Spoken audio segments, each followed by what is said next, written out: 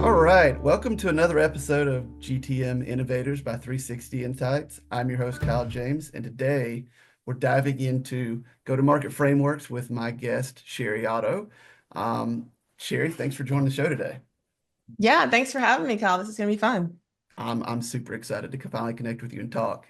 Yeah. Sheri is the founder and CEO of a new consultancy for B2B brands called Growth Lane Strategies. You Mhm. can find it at growthlanestrategies.com, where she helps businesses connect their content to revenue using behavioral science, AI. AI is a big thing I love to talk about, and automation and demand marketing techniques that generate more pipeline. So Sheri, you and I connected about 6 months ago just through the HubSpot alumni network and never really even talked face to face until kind of this No. call now. So I'm super just excited to really dive in with you. Been following a lot of your great frameworks and advice and tips that you've been putting on LinkedIn. So yeah, let's jump in. And anything before we kind of get going about your background that you want to share with the audience before we just start Yeah. storying it No, out? I think you nailed it, Kyle. And again, super cool to connect with another HubSpot alum. Um, yeah, no, you got it right. It's like how do we with AI now and all the content being created everywhere all the time, there's this growing need for SaaS companies, technology companies, just really companies in an industry to figure out how to connect that content to a strategy that actually grows the business and drives demand. So that's basically all encompassing what we do. I think companies really need to embrace AI. We're a little, and when I say a little, I mean a lot slow to adopt how we really interact with AI and Yeah. embrace the real use cases. I actually just posted today about that, about how to actually look at AI more than just like an unpaid intern, but instead of a strategic growth partner to do a lot more heavy lifting than we're actually really using. So there's some things under the hood that we can dig into. And then how to take the insights from AI to apply it to your go-to-market frameworks and motions, whether that's a product-led growth motion, your sales-led growth. Nowadays, Kyle, it's community-led, it's a thought leadership-led growth, it's founder-led growth because we're moving into this space where people are really wanting those connections. And people do business with people, especially when there's so much, jargon or like the AI kind of out there. People are trying to filter through what's real, what feels authentic. So those new motions are coming up. So these trends are happening. And Yeah. I think it's cool that we're able to talk about it some today. Yeah. Awesome. So you brought in a whole bunch of interesting things, but maybe the place to start is the company. There's obviously a lot of resistance, right? People don't always love change, even though the only constant is change. Right. And AI is coming incredibly fast. It's 10 times better than it was a year ago, what it can do. Yeah. How are you working with companies to kind of get them to take that first step or dip their toe in the water? Or are there Yeah. certain things that you're seeing that you can get set up and find quick wins and really helping those companies with their go-to-market strategies? Yeah, absolutely. So what people are using it for now is a lot of the top of funnel processes. So that's just media or content creation and how to like distribute it more efficiently Mhm. across platforms. And so what I'm beginning to help companies with and having more conversations around and actually building products around in my business is just how do we then take that top of funnel content and then how do we understand who becomes a hot lead from the content you're creating. And so we're able to, and when I was at HubSpot, we had our internal chat GPT. So you can take the internal database information from your actual contacts, Yeah. those customers that really converted, why did they convert? So we're able to build some of these applications internally inside of these companies to then ask it to identify trends. For example, reverse engineering the perfect customer. Out of these last 10 customers that converted pretty quickly, maybe it's a shorter sales cycle. Like what went well here, AI, and asking it to identify trends, commonalities. Was there a touch point? And there's some tools that can do this, even even Salesforce AI Einstein. Like there's some things that can kind of tell us correlations and trends and even outliers. Like, hey, this is something that's very different from the norm we've seen, and it can pinpoint that. And now the marketer, Kyle, becomes really supercharged in their ability to Yeah, pinpoint the biggest opportunity for ROI because AI is really giving those deep insights that we're probably underutilizing today. Yeah. nice. So Hmm. what I heard you say, and like I like to do this for the audience and myself, just to like make sure we're picking up what you're putting down, Okay. is like you're breaking best fit customers into like these cohorts, right? And then you're helping the AI kind of say what are these common themes between them, and then maybe kind of what are the outliners? Are you building personas from them? And well, hey, am I getting that right? Yes. And like tell me more.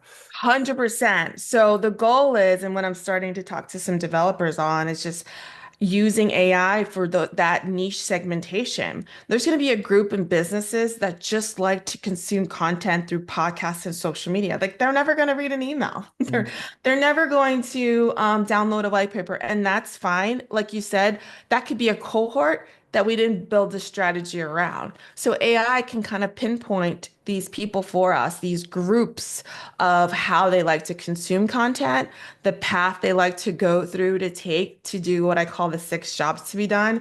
And I'll tell you what the six jobs to be done yes, sir. are when it comes to a go-to-market process. So for your audience, so there are six jobs to be done that a customer needs to take in order to really enter into your business and be a viable asset to your business. Number one, they have to discover your product. Okay. They have to then learn about your product. They have to evaluate your product. They have to buy your product. Number four, they have to engage with your product. Number five and number six, they have to then it would be nice to become an advocate of that product. So all these jobs to be done has to happen. And then you can break it down, Kyle, in each job, how can AI support that? And I think what I mentioned earlier is that we're doing that pretty good with the discover part. Some people Sure. are just struggling a little bit with just like how to get more content on different platforms and what that looks like. But for the most part, we are creating content to just get discovered that first job, but we're not really creating content, and this is backed up by statistics to help people evaluate your solutions better. So I think there's a stat that says there people are 47% of content is really consumed in that consideration phase of the buyer's journey. So it's really those case studies, Kyle. It's those It's the product compare. marketing. It's the product Yes. marketing piece. Yeah. Right. It's really that deep nurturing that we don't necessarily, if you look at like our effort and our timestamps and how we are allotting our resources for marketing, we're doing a lot of the other stuff, the social posts, but we're not really doing that. How can we bring people in the middle of the funnel and really nurture them there? And then start to use things that you mentioned about me, like behavioral science, demand strategies, sales strategies inside the middle of the piece of that funnel for your go-to-market plans and elevating intent and calling forth intent inside of those pieces. And that might be an automated demo. It might be a lunch and learn. It might just be like some deep nurturing. It might be a 3 email series, whatever the case may be, where I think we're kind of missing out on that deep nurturing but in a way that they like to consume information. So that's where the AI piece comes in as well. So, Nice. So one thing that I've always joked, and I'm curious, like pick it up and run with this idea that it's so easy, like how you produce content for sales reps that take the 10 questions that the sales reps get asked all the time on calls, write content for them, right? Like that seems like the low-hanging fruit, but like I'm sure there's a lot more that you can do with that. But that's the product marketing. Like if they yeah, tell you that this is the pain that they have, yeah. talk about how you solve that, and then you drive it back for them. 100%. Honestly, I think that's probably a starting point that we all just need to go to. Like Mm, so we know sales and marketing that it's been a long-standing like thing with the alignment is not there. The yeah, alignment between sales and marketing is not really strong. But so the question becomes like, well, how do we strengthen the alignment between sales and marketing departments? And the thing is, if you just have a meeting and say, listen, what are you hearing on these sales calls? And what I used to do, even at HubSpot, and this was something that we did on a weekly basis, was we would listen to the gong calls, the sales calls. This was part of I was on the demand automation team, and we were creating demand. We were getting people in the pipeline. So we knew about sales and marketing. And so one thing that I suggest is if you can't have those conversations, go ahead and start listening in on those sales calls.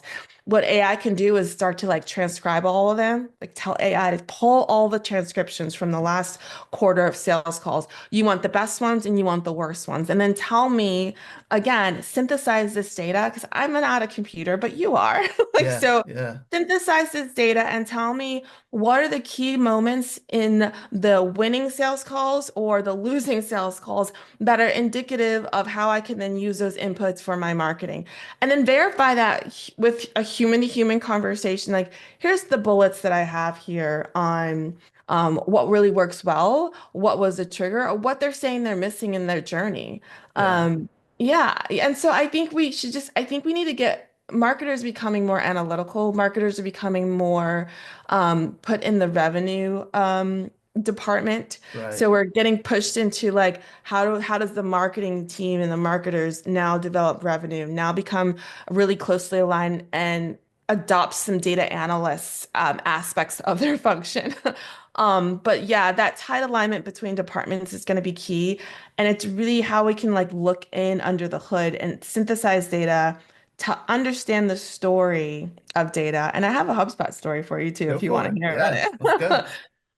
it. This was before, I think this was before we even had the internal ChatGPT, where we can actually pull down our customer data and then synthesize and analyze it. So this was before. So I was doing this sort of manually, but the concept is still the same, Kyle. So when I first got to HubSpot, my first 2 months in the company, like I'm still like bright-eyed and bushy-tailed looking around, and I'm saying, "Wow, this is really cool. Everyone's like a rock star here." And then we literally get called into a sprint. I'm gonna call it a sprint. It was called something internally different, but it was a Okay. sprint. We all like the entire marketing department had to stop and like come together on a call and create demand. It was a demand sprint. We needed, and we call at the time we called it QLs, qualified leads. Things are Yeah, changing now, but this was back then. So we all just needed to create a certain number of qualified leads quickly. We had 2 weeks to develop a campaign on our own to drive demand and create qualified leads. So what everyone started doing was just like kind of looking around what's available. Everyone was just tweaking copy and optimizing what was currently there. They might have been iterating on some things or pushing more volume on some other things. What I did differently, Kyle, was I stepped back and I did what kind of we're talking about today, which is like analyze the data, mm, figure out the stories being told in the data. So I started asking questions to the product team, like, how do we understand activation in the product, right? And so if you're doing a certain activities in app or in the CRM in the free sure. tool, then that then correlates, that gives you a higher correlation to convert into a qualified lead. So I Sure. looked at what was there. So there was a couple of things that we had set up as an automation for whenever the contact recognized value and activated on the product. But there was one key milestone that wasn't developed yet. So we had three. So there was an outline, there was a document, there was everything was documented, and they had two out of the three activation follow-up messages. And so I created the third one. Like we didn't have it. So when contacts, I'll just go ahead and mention it. When contacts import their contacts into the CRM, that's an activation trigger that says that the contact recognizes value of the CRM Hmm. because they recognize value, or it was there's a metric called time to value. Once they understand value, now they're become exponentially more likely to convert into a qualified lead. So I set up the imported contacts demand generation workflow. And that became the top 3 out of 80 demand triggers. And it's because I understood that there was something missing and we built something new versus iterating on something that was existing. And it was just because I was digging into the data and understanding those insights there. And we can do that at scale when we use AI.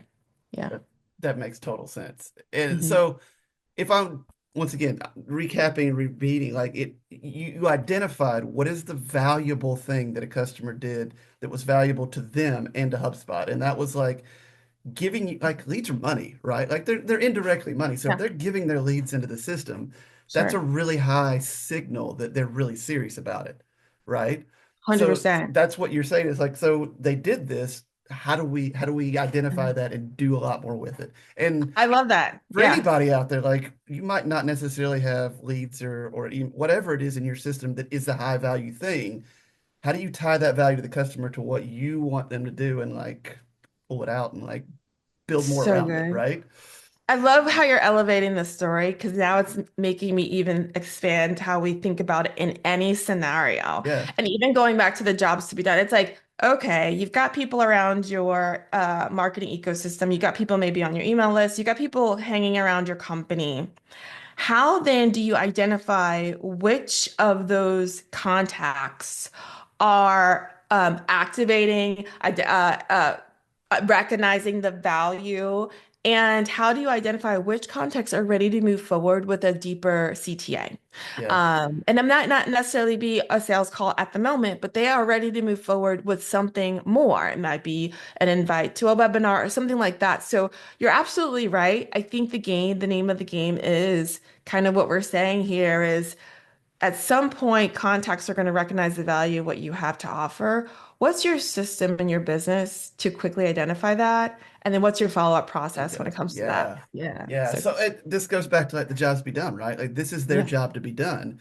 This yeah. is a marketer at a company. Well, they need to generate business, so they need to start sending emails or something to do those things too. So you're just tying all that together and moving This them is on. So helpful for me. yeah, well, Yeah. HubSpot's helping you do that. In this case, no, it's So good. I fantastic. love it. It's so So good. awesome. Yeah. Um, you mentioned I want to go back and like double click more into kind of the content piece, right? Because Yeah. Yeah. that seems like to so many people the low hanging fruit opportunity of AI is because it could generate content.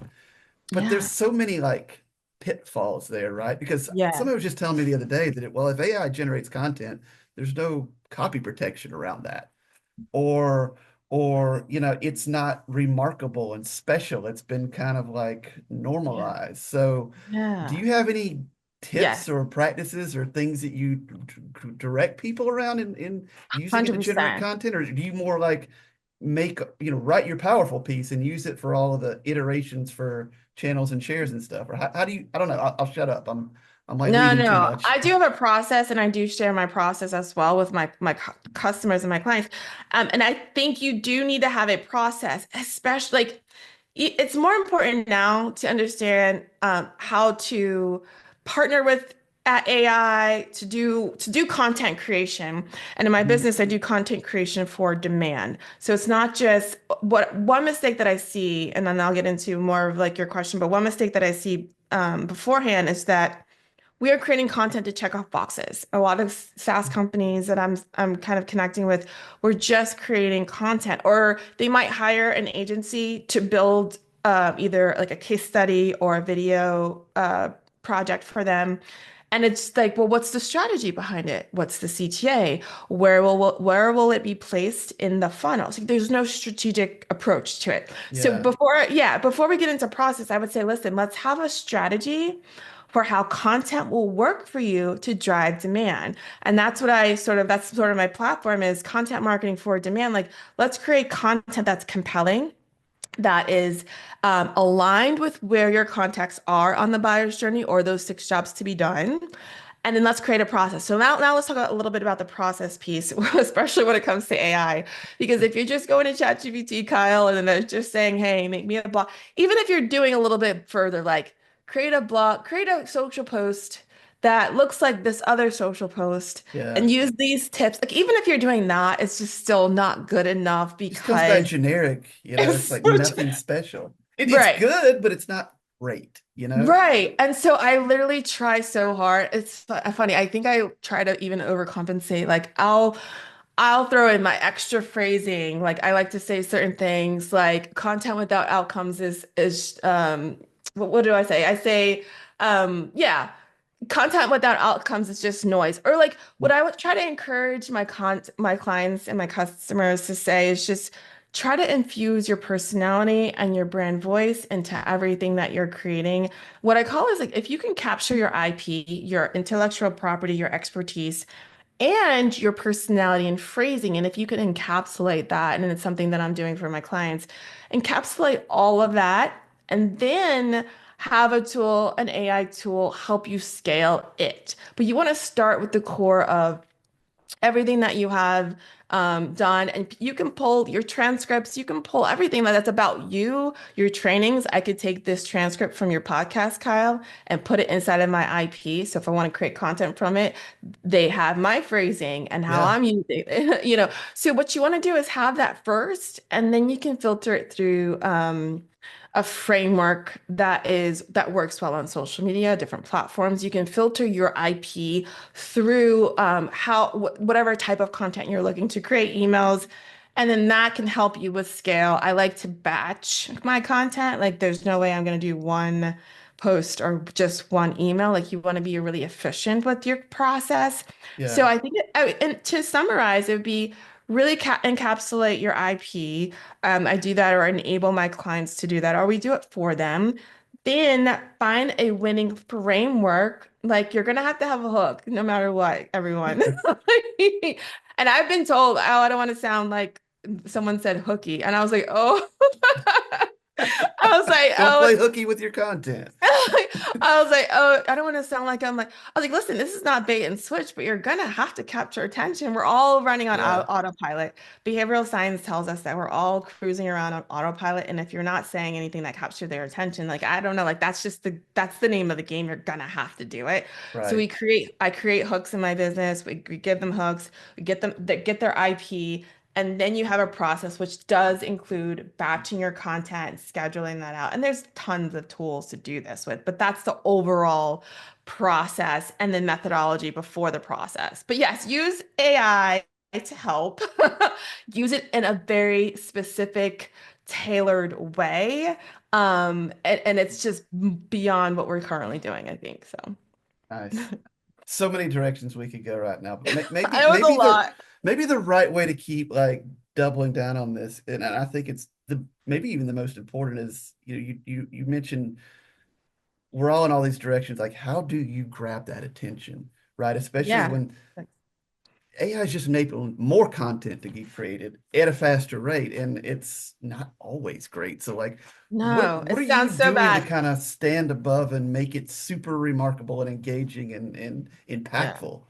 That's a good question. Let's talk about the bad real quick. Like, Kyle, have you seen like bad, like beginnings of articles like in the world of AI, in this new digital transformation era? I'm like, oh, I stopped reading. Like, I can't. Like, there's common phrases that I know AI wrote that it just takes away Mm, like the novelty for me, and like, it's just hard. So when I see that, I'm gonna say like AI pulls from what's on the internet and we're all using it. So just be really yeah, careful about that. So in order to stand out and really rise above the noise, the crowded space when it comes to creating content, um, I think it goes back to a little bit about what we said about these new motions, kind of the trends are going where we're thought leadership trends. So we're gonna have to do more storytelling. And this is I something that love I'm working on. storytelling. Yeah. And I'm working on this more. I'm not very good at this. I'm starting to tell a little bit more of like my HubSpot story. I can tell you that now. Okay, I don't tell much. I don't say that. I don't know why, but um you need to tell more stories in order to separate yourself from all the noisy content out there because your story is unique. And there are storytelling frameworks if you get stuck. And I'll just give you one really fast. It's really like the and but therefore storytelling. And it's super simple. And you can do this in 3 sentences. It's situation and situation, but there's a conflict. There's always a conflict in a story. So there's your but is in there. And then your therefore. Therefore, solution. Therefore, we have this thing. Go to the next step. Therefore, so here's the situation, here's the conflict, and here's the solution. You could just do that, and that tells a story. You could do that in 3 sentences. Okay. yeah, So we need to do more storytelling. We need to do more thought leadership. And yes, you are going to have to use hooks. There are hook frameworks and a hook. Okay, what does a hook look like? What is a hook? A hook is can be a universal statement that we all can get behind. A hook is relate. You know how you have a comedian is really good because it says they say something that no matter what where you're from or what journey you've been on, like you can relate to that nostalgic thing. Like everyone's Hmm. like, yeah, I get it's funny because there's truth behind it. If you can create a hook where people are either stopped in their tracks, so that's that pattern interrupt, or there's a universal truth that they can all agree to and like lean into, like, yeah, that feel that. Like, Yeah. or if there's something that just like is a myth buster, like something is going to have to stop the pattern. So if you think about how to stop the pattern, whether it's a contrarian view, a universal truth, something that is a myth buster, or something that allows people to subscribe to whatever you're about to say next. Nice. Nice. So That is a hook. Yeah. it's like you've got me thinking, going back to kind of the brand guidelines and direction. It's like Yeah. figure out what those key phrases or your tagline is and Sure. hit it over and over Hit and it. over again. But make sure that it's so compelling and That's it. interesting that like it catches them and stops them. And then I know. you just keep Do you saying, struggle, Kyle, do you struggle with like sometimes I'm like, oh, I don't want to sound too like in your face because my personality is sweet and kind. Do you, it's the I feel like Southern I, in us, right? Bless your heart.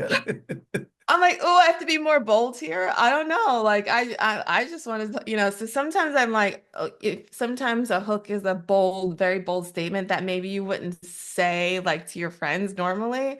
But I think there's a line that you can come up to sometimes. What do you Yeah. think of that? God, getting the tables turned on me. Um, I don't know. I'm kind of the really weird old school. You'll relate to this. Like I very much believe if you're not don't say something if you're not want to say it to their face, don't say it online. But I Yeah. also believe my mama told me if you ain't got anything nice to say, don't say anything at all. It's like Yeah. how do you bleed those two together? And Yeah. I you've know. probably heard it too that like honesty is kindness. Hmm. So it might not be what they want to hear, but if you've got a Right. very powerful, bolden thing to Yeah. say it, Say it. and say it with conviction. I love that. And if that's part of your brand messaging, own it. Yeah. You know, I like that's that. your quarter of the universe that you are solving this problem and shout it from the mountaintops because if you're not shouting from the mountaintops, no one's going to know you're an expert at something. True. I like how you said say it with conviction. Because if you really believe in something and you're really like, no, this is not good, like You have to believe. we're doing this really wrong. And I promise if we just switch this, we can get more revenue, more growth. Like there's money here. And one of the things I'm thinking about as I say that is like a lot of times there is no lead nurture process inside the funnel. It's like come into your business through whatever gateway, whether it's a lead magnet or an event, and then they follow up with the sales question and an Yeah. invite for a sales call. Why do you This think that is? Why do you think like so many companies like drop the ball on the it's a nurturing lot. aspect? I've seen this so much, and I think it's because we don't quite know how yet exactly. Like, Explain. This is good. It seems yeah. straightforward. If you know the Okay. pain that you're trying to solve, you just keep reminding them that this is the pain. Right. This is how I solve the pain for you. Do you want that or not? Right. Institutionally, we are trained to just drive demand. So it's really about like whatever the sales reps need, go enable them with product marketing and demand marketing, which is what I did at HubSpot. Like give them the tools and the frameworks to get them a meeting. And then part of it is like the content department in these companies create the social post. Great. Okay, have something for them to opt into your funnel. Great. But it's so hard to measure the performance of a lead who goes from cold to warm and warm to hot. And this is why that function does not exist very much in B2B SaaS companies. Is Yeah, that I'm just gonna call it because out. well, you think that is because there's either the first touch attribution or the last, and it's hard to like do every Absolutely. touch, Absolutely. and that's And by the just gnarly hard. Yeah. And it's funny, I began to touch on this. So I started in the demand team at HubSpot and I moved to the life cycle team and I started working with we literally built out a persuade function. Like it was not exist, it didn't exist. And so what happened was I would partner with the person who was like the middle of the funnel person who we just created this function in there. Mhm. And we began to understand how to measure that. And so we would have a workflow that was more of the high intent workflow. They weren't ready for a sales call, but they were past just reading blogs, right? So they were past in those jobs to be done. They've moved on from learn to want to evaluate. Okay, so we're there. So what do you do with those contacts? So what we started measuring, and I think we started solving those problems, which was, okay, they've read maybe three, four blogs and they've been on your social. Okay, so like let's put a communication in front of them to see if they want to do the next step. And if they do, they get enrolled into that persuade workflow. And Yeah. we would measure the frequency of enrollments there. And that's how we measure performance of a life cycle or a middle of the funnel marketer is the rate at which a contact goes from a hot top of funnel or higher in the funnel workflow into a more of a demand or middle to bottom of the funnel communications. And again, those are all different types of content, like maybe your Yeah. case studies and things like that. So if people were able to measure how we enroll folks down funnel, I think we would do that more, and that whole lead nurture process wouldn't be so vacant. Because right now, it literally is an onboarding sequence. Welcome, here's 5 emails to warm you up, and Yeah. then, oh, they checked out the pricing page. Send them an automated email to check to connect with a sales rep. Like that is the process, Yeah. and I think we are trying to crack that code. And I would say definitely crack that code because there's so much money in the list that you're not nurturing. There's so much money. Even an gives a stat from MailChimp that talked about an unengaged contact is still 33% worth an engaged contact versus a non-contact, someone who doesn't even know about your brand. There's still 1/3 of the way to the sale, even if they're unengaged. So if you can just start a re-engagement sequence or something and get them going in the middle in that lead nurture phase, then you can extract more value out of your Yeah. database. I just think the focus isn't quite there for some founders, and C-suite executives who are gold on driving demand and pushing content, publishing content. So I think Interesting. I'm here in my company to say, listen, guys, we're going to do middle of the funnel. We're going to Yeah. nurture these. We got to build relationships because that's what's going to really drive your motions right now, your go-to-market motions, especially in the era of AI. And we can start with the folks who are dormant inside your list. And that's what I'm excited to tackle this year, Kyle. Yeah. Nice. So let me ask you this as kind of a last kind of question, Yeah. because this seems the challenge then is workflows and lead nurturing process are very rigid, right? It's very hard to get fluid with them. But Yeah. maybe that's absolutely where AI can fit in. Like Yeah. maybe the next generation of like these nurturing campaigns is you've got all the content that you're producing for these different things, and how does AI like Yeah. read the tea leaves of what it's being given and do the forking Yeah. and I don't know, like that seems like something It's it would be very good at scale in ways that these mhm. forking workflows just Yeah. aren't, Well, you know? you know what's happening, and I actually just watched a podcast with Kip, and I think the VP of demand marketing. Like they're using AI. It's on their pod. I can't think of the name of it either, but I know what you're talking It's about. on the oh man, their podcast is called. See now, I kind of want I, to. But they just released a new one. Goodness, Kyle. But the point is that they are using machine learning and uh-huh. predictive analytics to give recommendations based on previous behavior. So AI is doing this already. And so what happened is AI is, like you said, reading the tea leaves of behavior, using learning Marketing models. against the grain, is that right? Yeah, thank Okay, you. sorry, Yeah. I was looking So at, I was market, no, listening. that was going to bother me too. I'm glad you pulled that out. So marketing against the grain, just this is just a plug for them. Great. Yeah. Yeah. Um, they are using AI to map behaviors, like literally like a combination of behaviors. And go watch this episode. Kip is interviewing one of the VPs of marketing, and she is sharing this case study on how we're using machine learning predictive analysis to have AI tell us, like it's doing the work, it's doing all the heavy Hmm. lifting. It's doing all the heavy, it's telling us, it's giving us recommendations on the best next steps based on behavioral.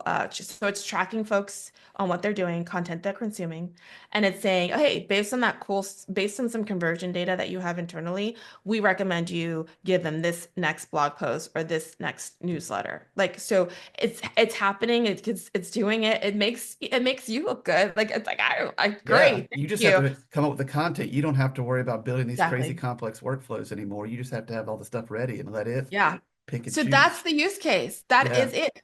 And I think the makes a more we ton of tap sense. into it, right, let it recommend what you should do. Say, listen, we got all, I mean, HubSpot has just a couple of blog posts, just a few, right? So like Yeah. it's got it's got a ton. And so it can train these models and these machine learning tools to understand what a high converting path is, and then recommend next best steps. I think they're called learning paths or these next steps. And then when you do that, I think there was like the number was like over 80% conversion rates, Wow. customer conversion rates, Wow. which just blows, it blows everything else out of the water. But we're using technology to do that. So But that's what I content is encourage still us. king, is what I'm also hearing Yes, too. content is king. Create the content, train the AI on the content, and then have it recommend to you as a marketer what you should do and how you should convert people into becoming a customer. So Wow. I want to work with more developers on creating the platforms for this, more AI analysts and developers and software engineers. Because if I can get, I know there's some free tools out there too that I actually took on my own. I got certified for AI applications for growth with There you go. Northwestern.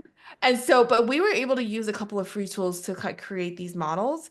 But I'd love to like scale this. So this is really interesting. This is probably my next step. Yeah, for sure. Super, super fascinating and insightful. I know we could keep going for the next hour on this. And I hope the audience has found this is super interesting and as exciting as we have, just kind of talking demand gen and ways to get content out there in parts of the funnel.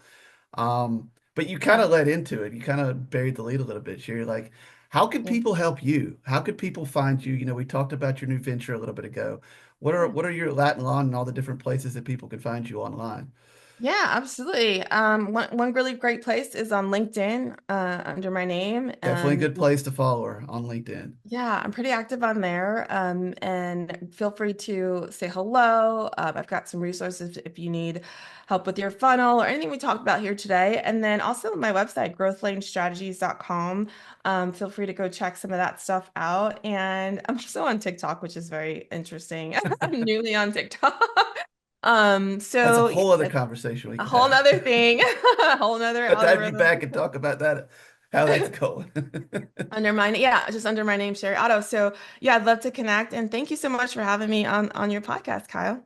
Awesome. Awesome. Yeah. This has been fantastic. So thank you everybody for tuning in. We'll be back next week with another go-to-market innovator. Until then, keep learning and growing, everybody.